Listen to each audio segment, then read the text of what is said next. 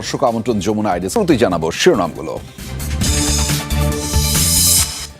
যুদ্ধবিরতি শেষ হতে চললেও যুক্তরাষ্ট্র ইরানের দ্বিতীয় দফা আলোচনার দিনক্ষণ নিয়ে কাটেনি অনিশ্চয়তা। ছাড় দিতে নারাজ দুপক্ষই, বৈঠক আয়োজনে প্রস্তুত মধ্যস্থতাকারী পাকিস্তান।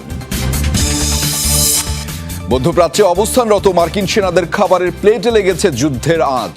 খাদ্য সংকটে ভুগছে রণতরীর নাবিকরা, রিপোর্ট ইউএস টুডের। নারী আসন সংরক্ষণ বিল পাশ করাতে না পারায় জাতির কাছে ক্ষমা চাইলেন নরেন্দ্র মোদী। বিরোধীরা জনগণের কাছে বিতর্কিত করে তুলছে বলে অভিযোগ।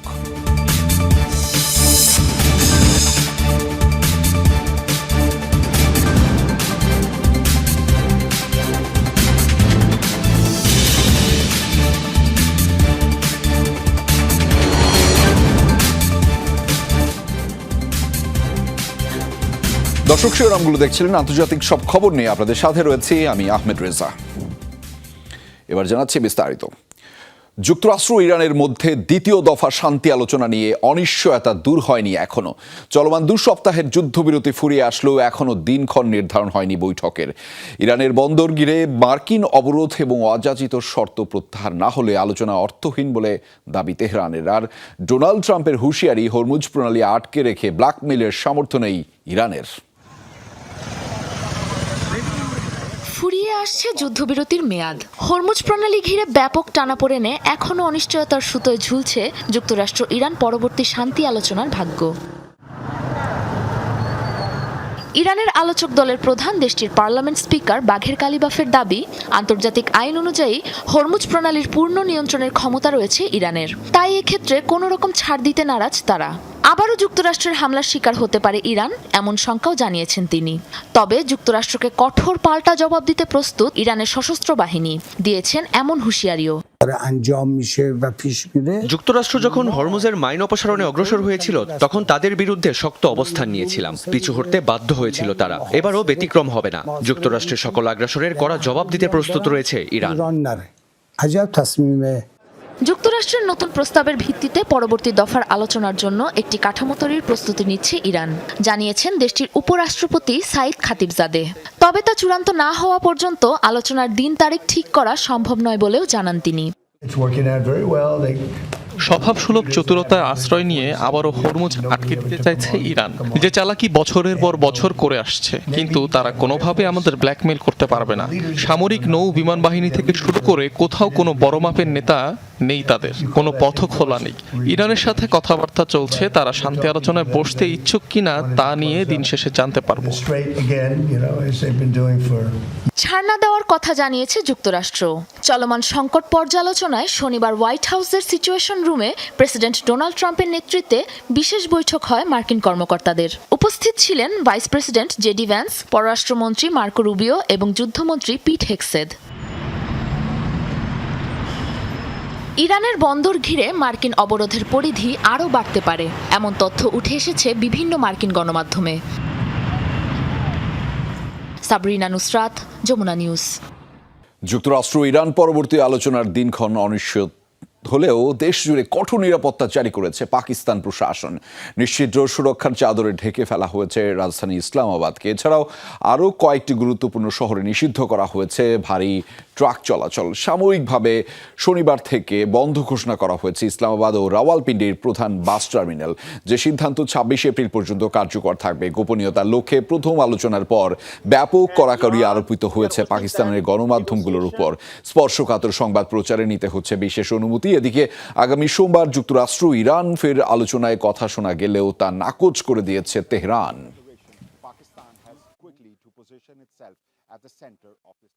ভারতে নিযুক্ত ইরানি রাষ্ট্রদূত ডক্টর মোহাম্মদ ফাতলিকে তলব করেছে দেশটির পররাষ্ট্র মন্ত্রণালয়। হরমুজ প্রণালীর পথে ভারতের পতাকাবাহী 2টি ট্যাঙ্কারের গুলিবর্ষণের ঘটনায় চাওয়া হয়েছে জবাবদিহিতা।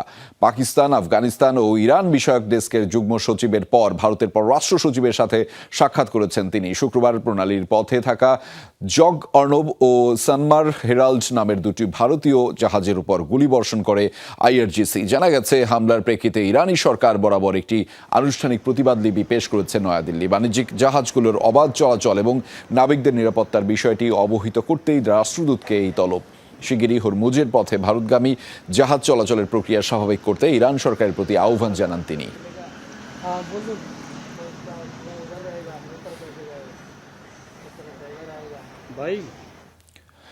চলমান অস্থিরতাকে ঘিরে নিন্দা সমালোচনার ঝড়ের মাঝেই ইসরায়েলকে যুক্তরাষ্ট্রের সবচেয়ে বিশ্বস্ত মিত্র বলে আখ্যা দিলেন মার্কিন প্রেসিডেন্ট ডোনাল্ড ট্রাম্প। ট্রুথ সোশ্যালে ইসরায়েলের প্রশংসা করে এমন একটি পোস্ট করেছেন তিনি। বলেছেন, মানুষ পছন্দ করুক বা না করুক, যুক্তরাষ্ট্রের এক দুর্দান্ত মিত্র ইসরায়েল, এ বিষয়ে কোনো সন্দেহ নেই। ইসরায়েলিদের সাহসিকতার প্রশংসা করে বলেন, তারা নির্ভীক, অনুগত এবং একই সাথে বুদ্ধিমান। তার দাবি, সংকটকালীন সময়ে অন্যদের মতো নিজেদের আসল চেহারা প্রকাশ না করে কঠোরভাবে লড়াই করে জিততে জানে তেল আবিব। তবে এই পোস্টের ঠিক আগেই লেবাননে হামলা চালানো বন্ধ করতে ইসরায়েলি প্রধানমন্ত্রী বেনিয়ামিন নেতানিয়াহু বরাবর আরেকটি বার্তা প্রকাশ করেন ডোনাল্ড ট্রাম্প। কেবল গোলা বারুদের লড়াই নয়, মধ্যপ্রাচ্যের রণতরীতে অবস্থানরত মার্কিন সেনাদের খাবারের প্লেটে পৌঁছে গেছে যুদ্ধের আঁচ। খাদ্য সংকটে ভুগছে সেনারা, এমন অভিযোগ চলছে তোলপাড়। ইউএস টুডের প্রতিবেদন বলছে, অঞ্চলটির মার্কিন ঘাঁটিগুলোয় ক্ষয়ক্ষতি এবং আশপাশের সমুদ্র এলাকায় অচলাবস্থায় ঠিকঠাক রসদ সরবরাহ সম্ভব হচ্ছে না রণতরীগুলোয়। পরিবার স্বজনদের পাঠানো কেয়ার প্যাকেজগুলো আটকে আছে মাঝপথে। দুই মার্কিন রণতরী ইউএসএস জেরাল্ড আর ফোর্ড এবং ইউএসএস আব্রাহাম লিঙ্কন মধ্যপ্রাচ্যে মোতায়েনের পেরিয়ে গেছে কয়েক মাস। এই সময়ের মধ্যে ইরানের হামলায় ক্ষতিগ্রস্ত হয়েছে অঞ্চলটির প্রায় সবকটি মার্কিন ঘাটে। হরমুজ প্রণালী ঘিরেও রয়েছে অচলাবস্থা।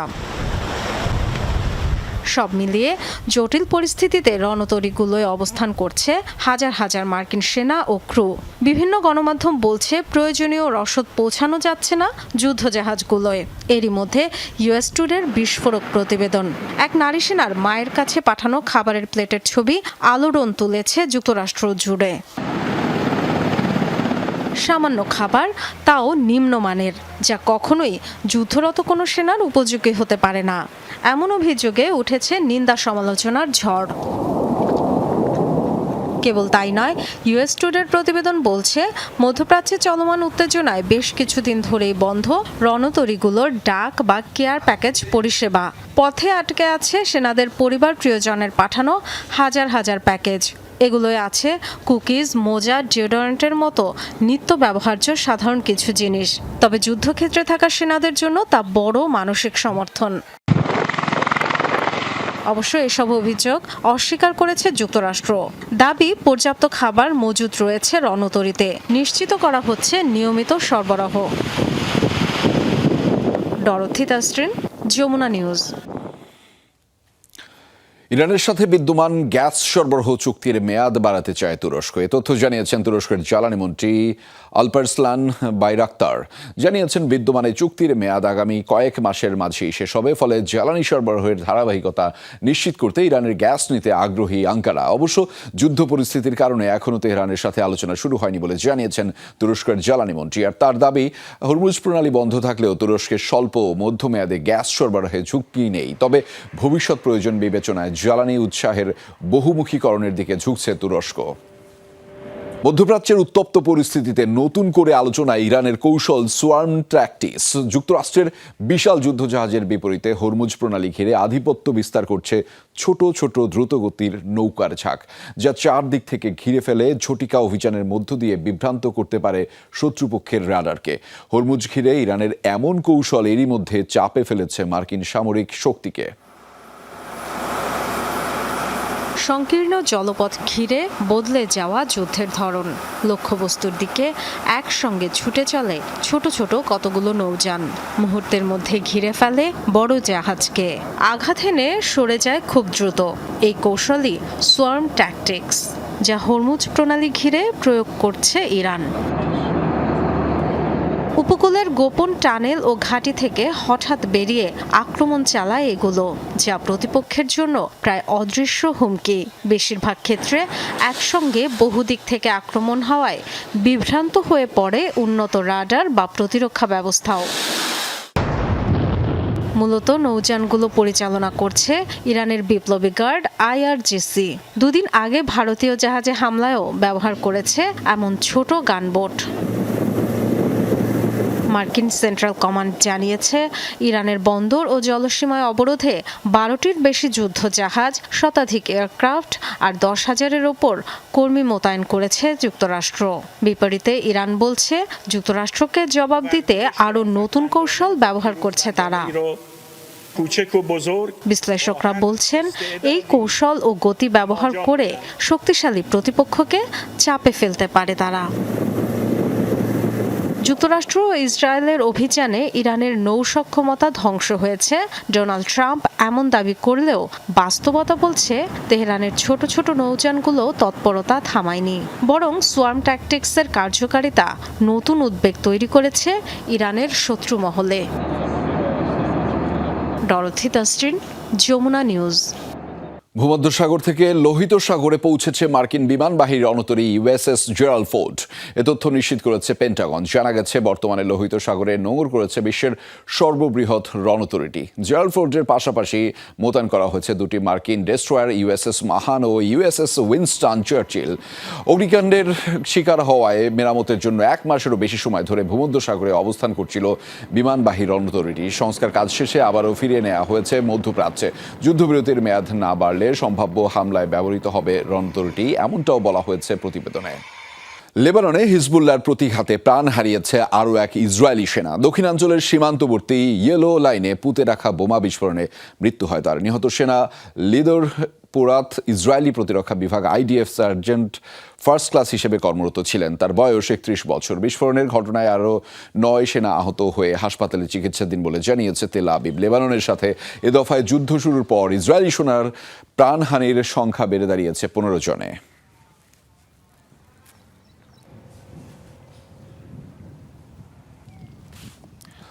লেবাননের যুদ্ধবিরতিকে একপাক্ষিক আখ্যা দিয়ে তা মানতে অসম্মতি জানিয়েছে হিজবুল্লাহ। আল মানার টেলিভিশনকে দেয়া এক সাক্ষাৎকারে যুদ্ধবিরতি নথিকে লেবাননের জন্য অপমানজনক বলে উল্লেখ করেন হিজবুল্লাহ প্রধান নাইম কাসেম। তার অভিযোগ, এর আগেও ইসরায়েলের সাথে যুদ্ধবিরতিতে সম্মত হয়েছিল লেবানন, তবে তা উপেক্ষা করে ইচ্ছামতো হামলা চালাতো ইসরায়েলি বাহিনী। আর এ কারণেই তেল আবিবের প্রতি বিশ্বাস রাখতে পারছে না হিজবুল্লাহ। সাম্প্রতিক যুদ্ধ পরিস্থিতিতে দেশটিতে ইসরায়েলি বাহিনীর হামলায় বহু মানুষ হতাহত হয়েছে। যুদ্ধবিরতির পর দক্ষিণাঞ্চলের নিজ এলাকায় ফিরে যাচ্ছেন অনেকে, তবে পুনরায় হামলার শঙ্কায় রাত হওয়ার আগেই রাজধানীর বৈরুতে ফিরে আসছেন বাস্তুচ্যুত লেবানিজরা। হরমুজ প্রণালীর পর এবার বন্ধ হওয়ার আশঙ্কায় রয়েছে বিশ্ব বাণিজ্যের অত্যন্ত গুরুত্বপূর্ণ জলপথ বাব এল মান্দেব। ইয়েমেনের হুতি বিদ্রোহীদের ঘোষণা, শান্তি প্রক্রিয়ায় বাধা দিলে ইউরোপকে এশিয়ার সাথে সংযোগকারী এই বাণিজ্য পথ বন্ধ করে দেবে তারা। বিশ্লেষকরা বলছেন, এমনটি হলে চরম হুমকির মুখে পড়বে বিশ্ব বাণিজ্য। এক পাশে ইয়েমেন, অপর পাশে আফ্রিকার দেশ জিবুতি ও ইরিত্রিয়া। মাঝের মাত্র 32 কিলোমিটার সরু সামুদ্রিক অঞ্চল দিয়েই বিশ্ব বাণিজ্যের 12% সম্পন্ন হয়। আন্তর্জাতিক বাণিজ্যের জন্য অত্যন্ত গুরুত্বপূর্ণ এই প্রণালীর নাম বাব এল মান্দেব, যার অর্থ অশ্রুর দরজা বা গেট অফ টিয়ার্স। বিপজ্জনক হলেও ইউরোপ, মধ্যপ্রাচ্য ও এশিয়ার মধ্যকার বাণিজ্যের প্রধান গেটওয়ে এটি। কারণ সুয়েজ খাল ও লোহিত সাগরকে এডেন উপসাগর এবং ভারত মহাসাগরের সাথে সংযুক্ত করেছে এই প্রণালী। রোববার ইয়েমেনের হুতি সরকারের উপপররাষ্ট্রমন্ত্রী হুসেইন আল এজ্জি হুঁশিয়ারি দিয়েছেন এই প্রণালী বন্ধ করে দেওয়ার। বলছেন, তেমনটি হলে এ জলপথ খোলার সাধ্য হবে না মানবজাতি কিংবা জিনদের। একে তো বন্ধ হরমুজ, তার ওপর যদি বাব এল মান্দেব বন্ধ হয়ে যায়, তাহলে বিশ্ব ভয়াবহ মন্দার কবলে পড়বে বলে শঙ্কা বিশ্লেষকদের। হরমুজ প্রণালী বন্ধ হওয়ার স্বল্পমেয়াদী ও দীর্ঘমেয়াদী প্রভাব রয়েছে। তবে এটির পাশাপাশি যদি বাব এল মান্দেব প্রণালীর মতো গুরুত্বপূর্ণ চেকপয়েন্ট বন্ধ হয়ে পড়ে, তবে তা বৈশ্বিক বাণিজ্যে চরম বিপর্যয় ডেকে আনবে। এখন অনেকটা এমনই সংকেত আসছে। 2023 সালের 7 অক্টোবরের পর ইসরায়েল গাজায় আগ্রাসন শুরু করলে ফিলিস্তিনিদের প্রতি সংহতি জানিয়ে এই প্রণালীর আশপাশে জাহাজ চলাচলে বাধা সৃষ্টি করেছিল হুতিরা। এমনকি বহু তেলবাহী ট্যাঙ্কারেও মিসাইল ছুড়েছিল তারা। প্রাণপ্রতিম কুণ্ডু, যমুনা নিউজ। বিতর্কিত নারী আসন সংরক্ষণ বিল পাশ করতে না পারায় হাত জোর করে ক্ষমা চাইলেন ভারতের প্রধানমন্ত্রী নরেন্দ্র মোদী। ব্যর্থতার জন্য দুষলেন বিরোধী দলগুলোকে। শনিবার জাতির উদ্দেশ্যে দেয়া ভাষণে পার্লামেন্টের বিল রুখে দেয়াকে ভারতে নারীদের অগ্রযাত্রা থমকে দেয়া হিসেবে আখ্যা দেন তিনি। বলেন, বিলের বিরুদ্ধে অপতথ্য ছড়িয়ে পদদলিত করা হয়েছে দেশের মা বোনদের স্বপ্ন। का हर नागरिक देख रहा है। শনিবার ভারতীয় সময় রাত 8:30 জাতির উদ্দেশ্যে ভাষণ দেন প্রধানমন্ত্রী নরেন্দ্র মোদী। কথা বলেন আলোচিত সীমানা পুনর্নির্ধারণ ও নারী আসন সংরক্ষণ বিল ইস্যুতে। नारी शक्ति वंदन अधिनियम में বক্তব্যের শুরুতেই পার্লামেন্টে বিল পাশ করাতে না পারার ব্যর্থতা স্বীকার করে নেন মোদী। দেশের সকল নারীদের কাছে করেন ক্ষমা প্রার্থনা। सभी हम सफल नहीं हो। আজ এই দেশের প্রতিটি নাগরিক দেখেছেন কিভাবে নারীদের অগ্রগতি থমকে গেছে, স্বপ্ন নির্মমভাবে পদদলিত হয়েছে। আপ্রাণ চেষ্টা সত্ত্বেও সফল হতে পারিনি। নারী সংরক্ষণ বিলের সংশোধনী সম্ভব হয়নি। এর জন্য দেশের সকল মা বোনদের কাছে ক্ষমা চাইছি। बहनों, उनसे मैं क्षमा प्रार्थी। কংগ্রেস, টিএমসি, ডিএমকে ও সমাজবাদী পার্টির মতো বিরোধী দলগুলো স্বার্থভিত্তিক রাজনীতি করছে বলে অভিযোগ তোলেন প্রধানমন্ত্রী মোদী। देश में दरार কংগ্রেস বরাবরই দেশের অভ্যন্তরে বিভেদ সৃষ্টিকারী বিষয়গুলো উস্কে দিয়েছে। তাই অপতথ্য ছড়ানো হয়েছিল যে সীমানা পুনর্নির্ধারণের ফলে কয়েকটি রাজ্যের ক্ষতি হবে। কিন্তু সরকার প্রথম দিন থেকেই স্পষ্ট করে দিয়েছে যে কোনো রাজ্যের প্রতিনিধিত্বের আনুপাতিক হার পরিবর্তন হবে না, কারো প্রতিনিধিত্বও কমবে না। जबकि सरकार ने पहले दिन से स्पष्ट किया। এদিকে পশ্চিমবঙ্গের এক নির্বাচনী জনসভায় কংগ্রেস ও তৃণমূল কংগ্রেসের বিরুদ্ধে এক হয়ে ষড়যন্ত্র চালানোর অভিযোগ করেন নরেন্দ্র মোদী। अब टीएमसी को सजा देनी है। अब टीएमसी को बड़ी শুক্রবার লোকসভায় বিজেপির উত্থাপিত বিলগুলো খারিজ হয় বিরোধী দলগুলো নজিরবিহীন ঐক্যের কাছে। প্রস্তাবের পক্ষে বিপক্ষে ভোট পড়ে যথাক্রমে 298 ও 230টি করে। অর্জন করা যায়নি প্রয়োজনীয় 2/3 সমর্থন। অনিক রহমান, যমুনা নিউজ। কয়েক বছর ধরেই রহস্যজনকভাবে নিহত বা নিখোঁজ হচ্ছেন যুক্তরাষ্ট্রের মহাকাশ ও পরমাণু বিজ্ঞানীরা। সবশেষ বৃহস্পতিবার নিজ বাড়িতে গুলিবিদ্ধ অবস্থায় পাওয়া যায় আরও এক বিজ্ঞানীর মরদেহ। প্রেসিডেন্ট ডোনাল্ড ট্রাম্প বলছেন ঘটনাগুলো স্বাভাবিক, তবে প্রশ্ন তুলেছেন রিপাবলিকান আইন প্রণেতা এরিক বার্লিসন। তার ধারণা এর পেছনে রাশিয়া, চীন ও ইরানের মতো বিদেশি শক্তির হস্তক্ষেপ রয়েছে।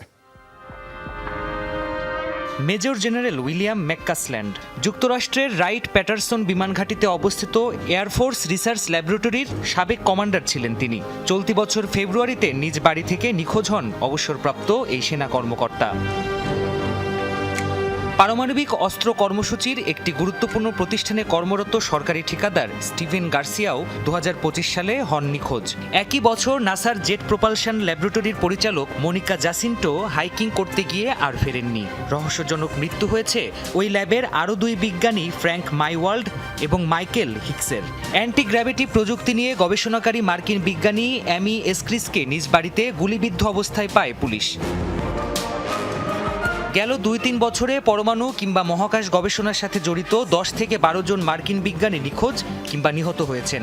এসব ঘটনাকে বেশ স্বাভাবিকভাবেই নিচ্ছেন মার্কিন প্রেসিডেন্ট ট্রাম্প। আত্মবিশ্বাসের সাথে জানান 1.5 সপ্তাহের মাঝেই হবে রহস্যের উদ্ঘাটন। এগুলো অন্যান্য সাধারণ ঘটনার মতোই তদন্ত চলছে।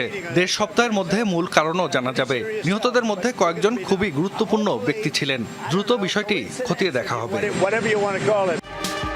অবশ্য শীর্ষ বিজ্ঞানী ও গবেষকদের রহস্যজনক পরিণতিকে স্বাভাবিক ঘটনা বলে উড়িয়ে দিতে পারছেন না রিপাবলিকান কংগ্রেসম্যান এরিক বার্লিসন। তার সন্দেহ এসব ঘটনার সাথে চীন, রাশিয়া বা ইরানের মতো বিদেশি শক্তির হাত থাকতে পারে। প্রত্যেকটি ঘটনা বেশ কাকতালীয়। এ ব্যাপারে এফবিআই সহ দেশের শীর্ষ তদন্ত সংস্থাগুলোর মনোযোগ দেওয়া উচিত। দেশের শীর্ষ বিজ্ঞানীরা যেন নিরাপদ ও সুরক্ষিত থাকেন তা নিশ্চিত করা প্রয়োজন। মার্কিন এই আইন প্রণেতার দাবি, নিহত এসব মার্কিন বিজ্ঞানীর কাছে মহাকাশ প্রযুক্তি, প্রতিরক্ষা কিংবা ইউএফও বিষয়ক সংবেদনশীল ও গোপন তথ্য ছিল। প্রাণপ্রতিম কুণ্ডু, যমুনা নিউজ।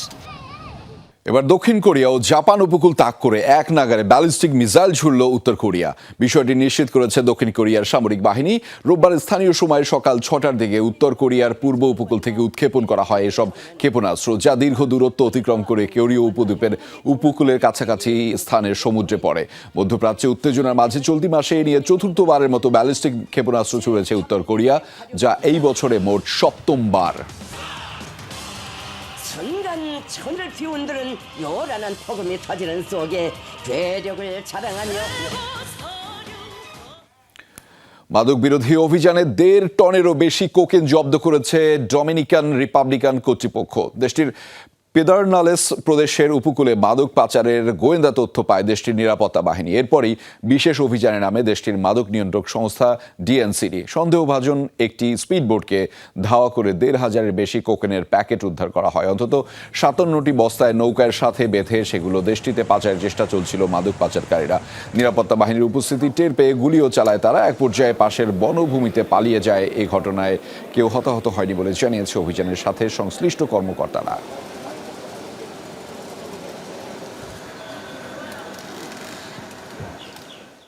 দর্শক, এই ছিল যমুনা আইরিসকে। এতক্ষণ আমাদের সাথে থাকার জন্য আপনাদের সবাইকে ধন্যবাদ।